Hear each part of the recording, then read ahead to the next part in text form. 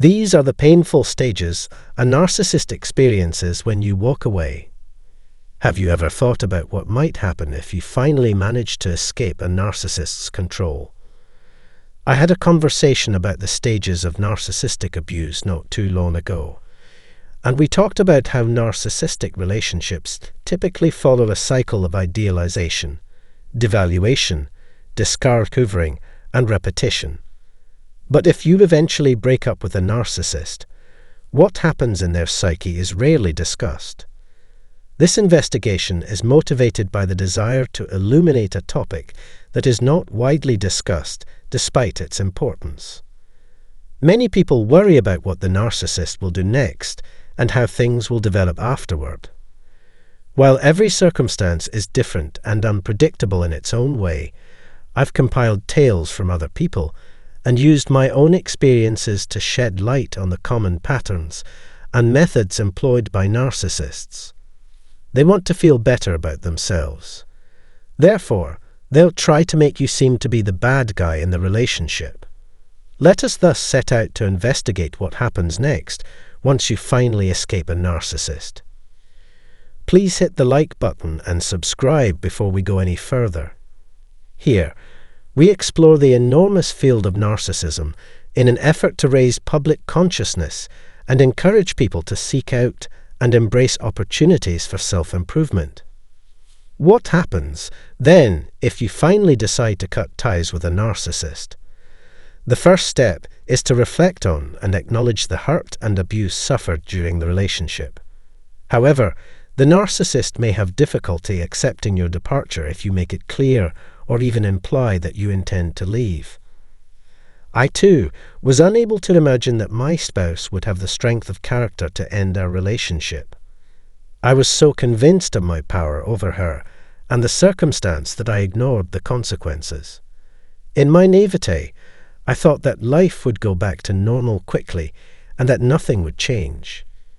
Narcissists think this way because they are so sure of their own superiority and irreplaceability that they can't understand why anyone would want to leave them.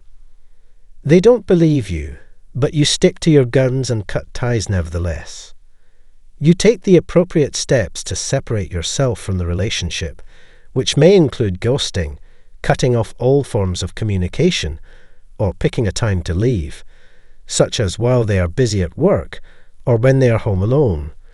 The point is to put some distance between yourself and a destructive dynamic so that healing and development may begin.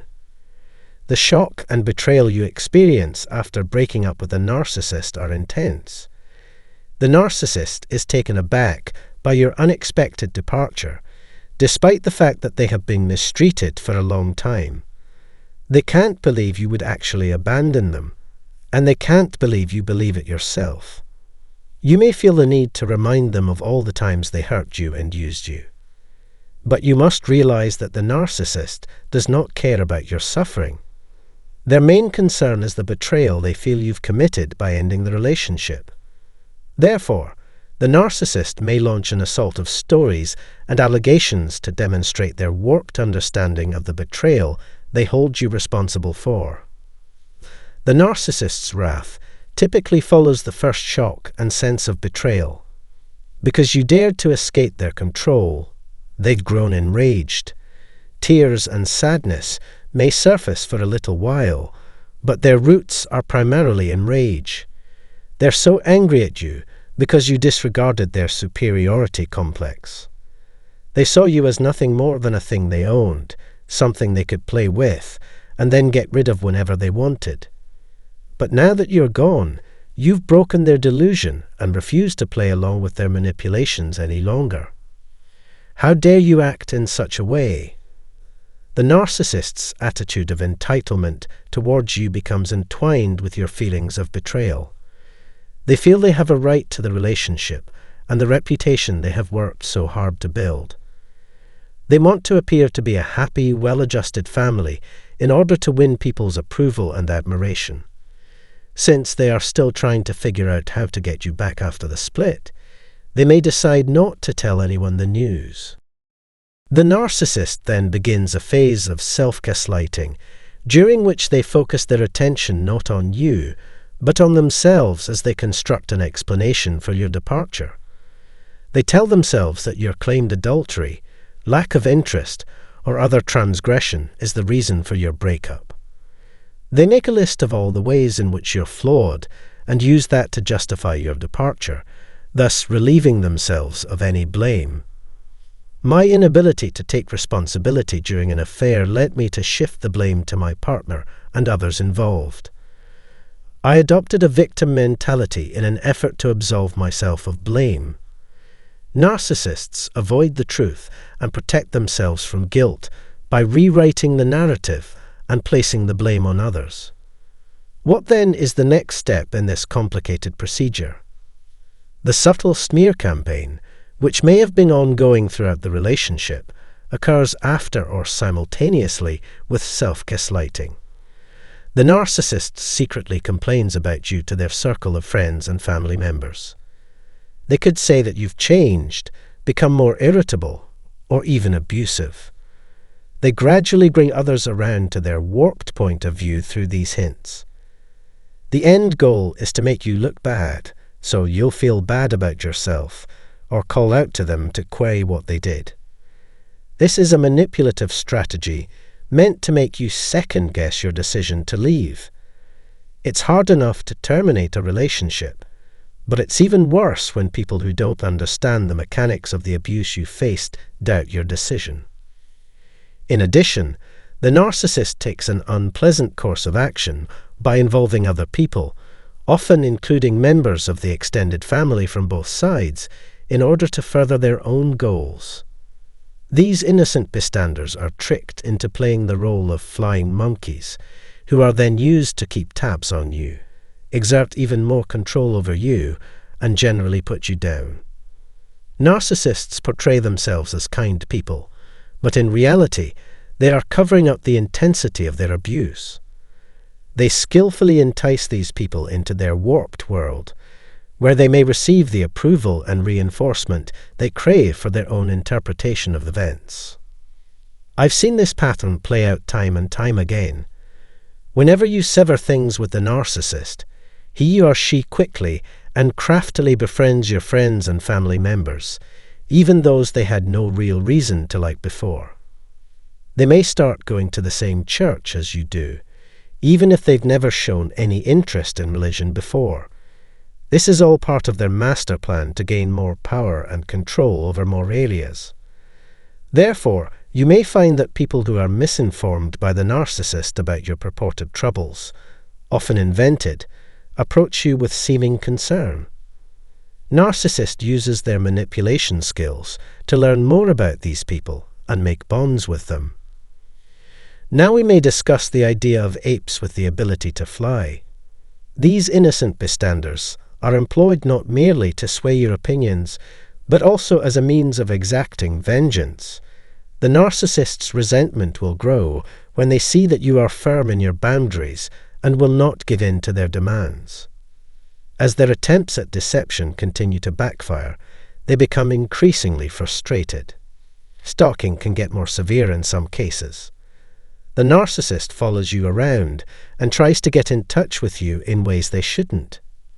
You may be receiving unwanted contact from them in the form of texts, calls, or messages, and you may be wondering why they keep bothering you. As the narcissist seeks retribution and intends to inflict anguish upon you, they will likely escalate to acts of vandalism and physical or mental assault. They view your departure and your reclaiming of autonomy over your life as a personal affront, and they wish to inflict onto you the same suffering they imagine you have brought upon them. The narcissist will stop at nothing in their quest for vengeance, and they will use their army of flying monkeys to carry out their plan. Under the narcissist's spell, these people facilitate their ongoing campaign of harassment and control. Narcissists are driven by an insatiable desire for approval. Therefore, they'll stop at nothing to prevent you from rejecting or undermining them. They are unable to tolerate any threat to their privileged status or their standing in the community. So they will do whatever it takes to make you suffer just so they can take pleasure in your anguish. Narcissists often try to hurt others by making them the center of attention and admiration for the first time. They parade their new significant other in front of their friends and family by constantly posting about how great they are on social media.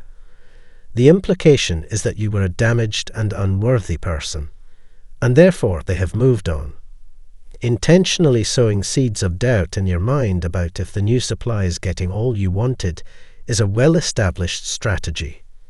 It's important to remember, though, that the incoming supply could not get everything it wants either.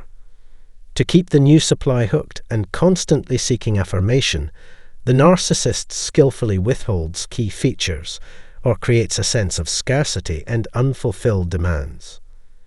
The arrival of a fresh supply acts as a trigger, an attempt to drive you into pursuing the narcissist so that they can bask in your pursuit of them, so bolstering their own fragile ego and temporarily soothing their fears. When their loved ones reject them, they need the reassurance that comes from being pursued by someone else. The narcissist is easily distracted by the arrival of a new supply, allowing them to move on to the next target or conquest. As they are blissfully oblivious to the narcissist's troubled past or true nature, they are convinced that this new person would make things better. In order to portray themselves as victim and absolve themselves of responsibility for their actions in the past, narcissists are master manipulators and shapers of narrative. Assumption 2. Once the narcissist gets a new supply, they won't try to come back. It is essential, however, to understand that this is rarely the situation. Despite any short-term delusions you may have, the existence of a fresh supply will not fix the underlying problems or change the narcissist's essential nature. You could wonder if the narcissist has changed, only to find that they keep getting in touch, coming back into your life, and trying to have meaningful interactions with you. Hoovering tactics, a hallmark of narcissistic behavior, are likely to blame for this pervasive pattern of conduct. The narcissist is uninterested in anyone else, even if they are in a relationship with them or have children with them. Their main goal is to maintain contact with all their exes, using those conversations as a means to get what they want from a sexual, emotional, or physical perspective. Keeping in touch with their former flames gives them a rush of adrenaline. From time to time, the narcissist may try to beg and plead their way back into your life. When someone begs from you after first abandoning you and showing no concern for your leaving, it's natural to wonder why on earth they changed their mind. However, the narcissist's pleading is often nothing more than a manipulative ploy. Their pleading comes from a place of frustration at having lost power and being rejected by you. Motivated by a sense of entitlement, they consider it their birthright to control and own you. The narcissist may try to use different strategies to get you to reconcile, but once they feel they have taken control again, the pleading will stop. They gradually stop talking to you and may even ghost you. Sometimes, though, they reappear, this time ostensibly making an effort to satisfy your unfulfilled desires within the partnership. But it's important to keep in mind that this is all a ploy to get you back under their control, a form of manipulation they use repeatedly. There is always the risk that the narcissist is manipulating your interactions with them, whether they are trying to win you back or discard you again, in order to keep control over the relationship. It's crucial to realize that hoovering isn't a show of genuine care or concern, but rather a manipulative and controlling technique. I'm hoping my explanation has helped you better grasp the various processes and dynamics at play. Please let me know in the comments whatever stage you are now in. This will help me link you with others who are going through the same thing and create a community of mutual support and understanding. I appreciate your interest, and I look forward to our future communications. Please subscribe, like, and share this post if you found it helpful. We'll see you in the next clip.